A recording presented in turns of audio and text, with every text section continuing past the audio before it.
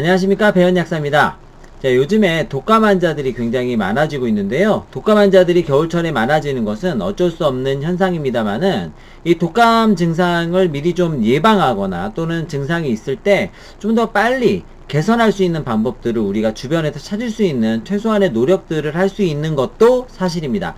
자, 오늘 이 시간에는 되게 다들 가지고 계실 비타민 D 또는 비타민 C 등을 활용해서 우리가 독감 증상을 조금 더 빨리 완화할 수 있는 방법들을 객관적인 근거를 가지고 알려드리도록 해보겠습니다. 다들 집에 요런 거 하나씩은 갖고 계시죠? 이게 비타민 D인데요. 일반적으로 비타민 D를 1000에서 2000 단위 정도 많이 드시잖아요. 많게는 5000 단위까지 드시는 경우도 많이 있는데 요게 좀 과한 용량이 아니냐 이렇게 생각하시는 경우도 있을 수 있습니다만은 사실 여러가지 실험상으로 봤을 때 우리가 호흡기 감염증을 예방하거나 치료하는 용도로 쓸 때는 과한 용량이 아니다 라고 하는 것들이 일반적인 견해입니다. 그 견해에 대해서 차근차근 하나씩 알아보도록 하겠습니다. 자, 일단은 주제를 이렇게 좀 잡아봤는데요. 독감이 유행하는 계절 꼭 비타민 D를 많이 먹어라 이렇게 좀 주제를 잡아봤습니다. 비타민 D를 소량 먹는 것보다 다량 먹는 것이 훨씬 더 도움이 된다라는 견해다 이렇게 생각해 주시면 좋을 것 같고, 이러한 것들을 이제 과학적인 근거를 통해서 제가 알려드리도록 하겠습니다. 일단 내용을 절반적으로 살피기 전에 우리가 반드시 기억하셔야 될 거 있죠? 뭐냐면 영상에 나오는 내용은 시청자 여러분들의 건강을 위한 정보 제공 차원에서 만들어진 것이기 때문에 설명된 제품들을 선택하기 전에 또는 성분을 선택하기 전에 꼭 약사와 의사와 상의하셔서 건강상에 맞는지 상의하셔서 드시는 것이 보다 안전하고 효과적일 수 있다는 거 꼭 기억해 두시는 거 잊지 마시면서 본격적으로 진행해 보도록 하겠습니다. 자, 일단 요렇게 생각해보죠. 우리가 독감을 예방하거나 치료할 수 있는 것이 바로 비타민 D다 이렇게 생각하시면 되시고, 이 비타민 D의 함량을 높게 쓰는 것이 매우 중요하다라는 점입니다. 지금 나와 있는 이 내용들을 살펴보시면 그 점을 쉽게 이해하실 수가 있으실 텐데요. 지금 요 내용은 12개월에서 3개월에서 12개월 정도 되는 영유아를 대상으로 200여 명을 대상으로 진행한 결과인데, 4개월 동안 비타민 D를 고농도로는 1200단위, 이게 400단위짜리 드랍을 사용했는데 총 3방울을 먹은 거죠. 그 다음에 저농도는 400드랍을 하루에 한 번 먹게끔 했습니다. 자, 이렇게 했을 때 37.5도 이상의 발열이 나타나는 경우 저용량 비타민 D를 복용한 경우에는 78명이 나타났다고 하는 것이고, 고용량 비타민 D의 경우에는 43명, 애초에 발생하는 인원이 적다고 할 수 있는데, 중요한 거는 내려가는 속도예요. 없어지는 이 환자가 줄어드는 속도가 굉장히 빠르고, 결국은 가장 빠른 시간 내에 발열이 없어졌다, 환자들의 발열이 없어졌다라고 하는 것이 결과적인 내용입니다. 즉, 내용상으로 봤을 때 우리가 알 수 있는 것은 결론적으로 비타민 D를 고농도로 섭취하게 되면 기본적으로 발열이 나타나는 인원이 적은 데다가 증상이 빨리 없어지는 효과까지도 우리가 기대해 볼 수 있다라는 것이죠. 이러한 것들을 통해서 독감이 진행되고 난 이후에 비타민 D의 농도가 굉장히 중요한 작용을 할 수 있다. 즉, 미리미리 비타민 D를 복용하는 것이 좋을 수 있다라는 것을 알 수가 있습니다. 자, 다음 자료도 한번 살펴보시죠. 다음 자료는 기침에 대한 내용입니다. 기침에 대한 내용도 거의 비슷한 내용으로 볼 수가 있는데, 역시 마찬가지의 내용이었어요. 고농도로 투여했을 때와 저농도로 투여했을 때의 상황을 살펴봤을 때, 기침이 나타나는 환자는 저용량 비타민 D의 경우에는 70명이 나타났고, 고농도의 비타민 D의 경우에는 38명이 나타났는데, 사실상 이것이 없어지는 속도라든지 시간이 역시 빠르게 단축됐다라는 점입니다. 그래서 기침이 없어지는 시간도 농도에 따라 다르게 나타났다. 즉, 우리가 이렇게 살펴볼 수 있는 것은 결국은 기침이 있는 경우에도 기침을 좀 더 빠르게 완화시킬 수 있는 것이 비타민 D의 농도와 연관이 있다라고 하는 점입니다. 그래서 비타민 D와 관련되어 있는 다양한 부분들이 평상시의 농도가 얼마나 중요한지를 알 수가 있습니다. 더 중요한 거는 바로 이 내용입니다. 여기에 보면 바이러스의 검출 정도를 얘기하고 있는데요. 인플루엔자 A의 검출을 처음에 검출됐을 때를 따지고 난 이후에 3일 후, 그 다음에 7일 후에 3번을 체크를 했을 때 고농도의 비타민 D를 복용했던 그룹이 훨씬 더 빠르게 바이러스가 사라지는, 검출이 되지 않은 것을 볼 수가 있다라는 것이죠. 그래서 저농도보다는 고농도가 훨씬 더 좋은 효과를 보인다.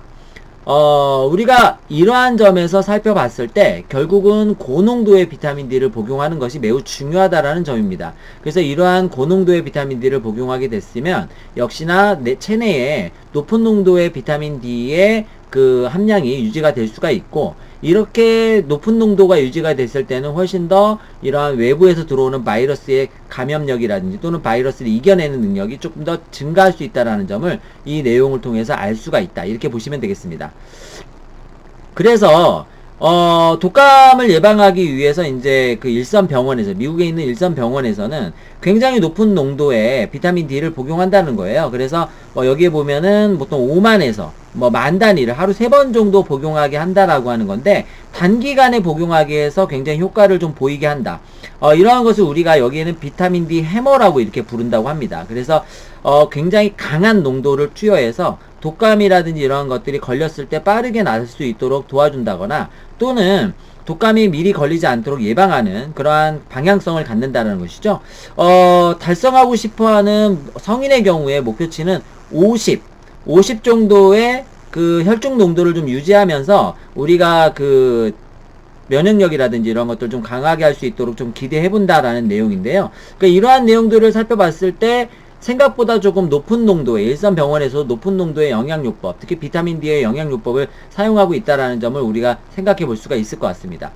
그러면 이 정도 유지가 되려면 도대체 어느 정도 먹어야 하느냐, 이 부분들을 좀 살펴보도록 하겠습니다. 그래서 지금 나와 있는 표들을 살펴보시면 금방 이해하실 수 있을 텐데요.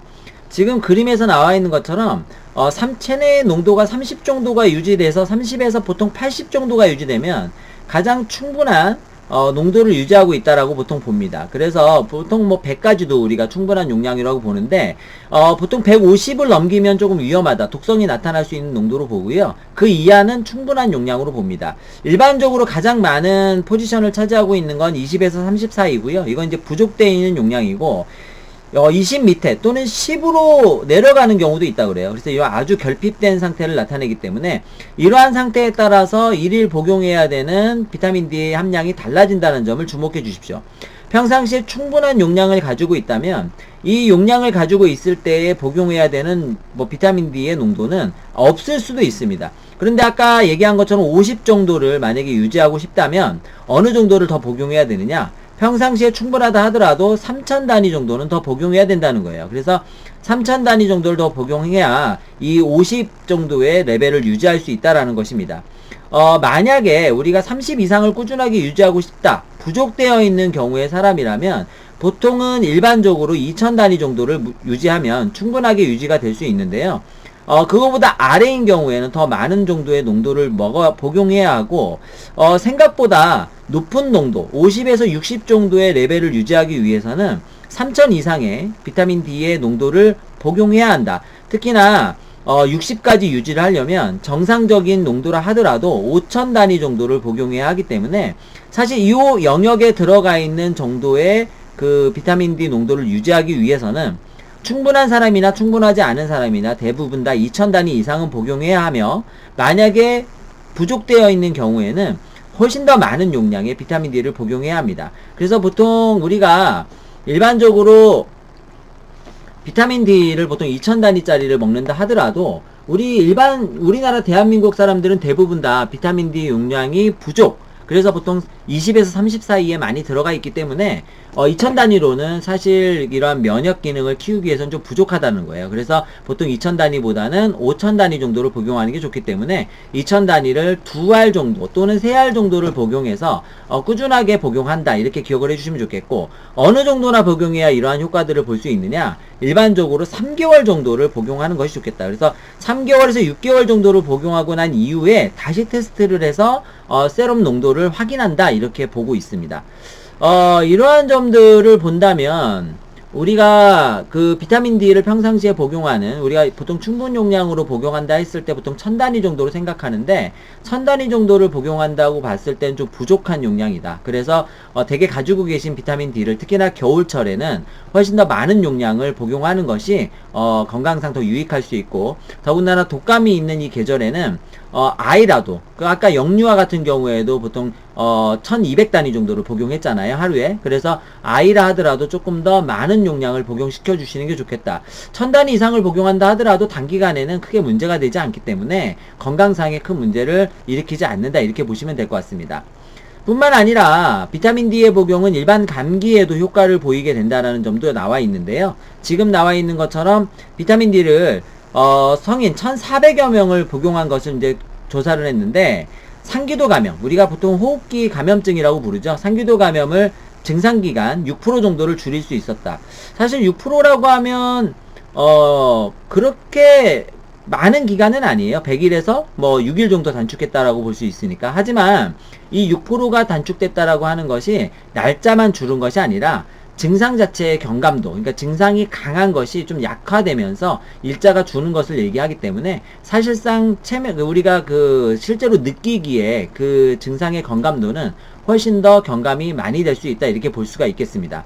그래서 비타민 D를 복용하는 거는 인플루엔자뿐만이 아니라 우리가 이러한 평상시에 감기 증상을 완화하는데도 도움을 줄 수 있다라고 생각해 주시면 좋겠고, 물론 아주 급격한 변화는 아니지만 그래도 복용하지 않는 것보다는 치료기간을 좀 더 단축시킬 수 있다. 이 치료기간이 더 길게 가는 친구들의 경우 또는 사람들의 경우에는 그 기간의 단축도가 훨씬 더 높아질 수 있다 볼 수 있겠습니다. 이러한 것은 비타민C도 역시 마찬가지인데요. 지금 나와 있는 거는 이제 비타민C에 관련된 내용입니다. 그래서 비타민C는 8344명을 대상으로 메타 분석한 결과 급성 상기도 감염으로 인한 증상을 9% 정도 줄일 수 있었다고 그래요. 그래서 9% 정도면 이제 우리가 표면적으로 느낄 수 있죠. 열흘이면은 9일, 하루가 단축되기 때문에 굉장히 단축 기간이 생각보다 긴, 굉장히 단축이 잘 되는 이러한 효과를 볼 수 있으니까요. 비타민C도 이제 되게 많이 갖고 계신 건강보조식품이다 보니까 요 제제들도 평소보다 용량을 좀 이런 기간에는 많이 늘려주시는 게 좋겠다. 우리가 비타민 D의 용량은 일반적으로 2000 정도는 복용하도록 권장하는데요. 보통 1000에서 2000 정도 드셨을 땐 거의 부작용 없이 드실 수 있는 용량이기 때문에 그 정도의 용량은 무리 없이 드실 수가 있겠다, 이렇게 보시면 될 것 같습니다. 어쨌든 드시면 좋다, 이렇게 말씀드리지만 그래도 부작용을 생각 안 할 수는 없습니다. 대표적인 부작용들을 좀 살펴보면, 비타민 D의 경우에 농도가 너무 높아지게 되면 고칼슘열증이 생겨서 소화장애라든지 또는 구역질, 구토, 피로, 어지럼증, 무기력증, 빈뇨 등과 같은 증상, 또는 신장과 심장 기능의 저하 등의 부작용이 나타날 수 있습니다. 이거는 칼슘 농도가 너무 높아지기 때문에 나타나는 증상인데요. 일반적으로는 매우 드문 현상이기 때문에 단기간에 복용하는 것, 또는 2000단위에서 많게는 10,000단위 정도까지 복용하는 것으로는 거의 잘 나타나지 않는다, 이렇게 보실 수가 있겠고, 더군다나 비타민 D 부족 증상을 가지고 있는 분들은 더 잘 나타나지 않는다, 이렇게 생각하셔도 될 것 같습니다.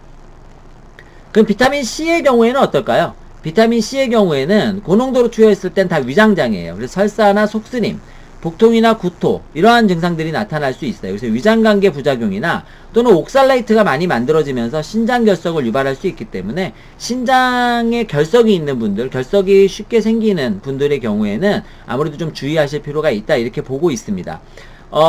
두 가지 모두 다 고농도로 투여했을 때 나타나는 건 위장관계 부작용이기 때문에 속이 메스껍거나 울렁거린다 하면 일단 고농도의 투여를 중단하시는 게 좋겠습니다. 두 가지 다 투여를 중단하게 되면 증상이 당연히 더 이상 나타나지 않기 때문에 크게 걱정하지 않고 복용하셔도 괜찮다, 이렇게 말씀드릴 수가 있겠네요.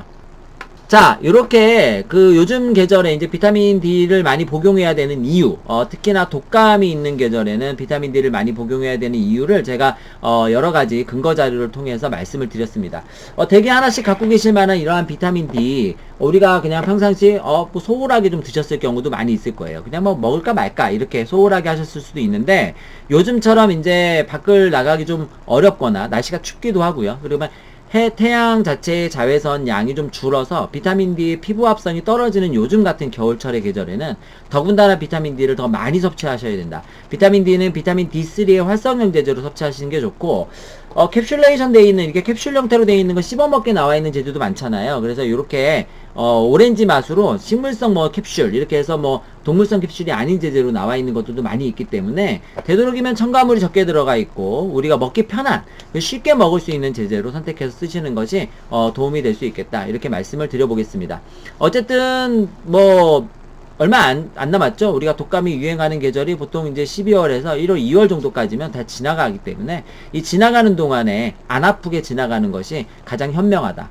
물론 뭐 개인 위생에 철저하게 하시고 마스크 착용도 중요하겠지만 이렇게 그 건강보조식품을 복용함으로써 면역 쪽에 작용할 수 있는 이러한 다양한 건강보조식품을 섭취하시는 것도 도움이 될 수 있다. 물론 아프면 만약에 감염이 됐다 그러면 당연히 병원 진료를 빨리 보셔가지고 독감 치료제를 써서 기타 합병 쪽으로 넘어가는 것을 막아주시는 것도 좋은 방법이겠습니다.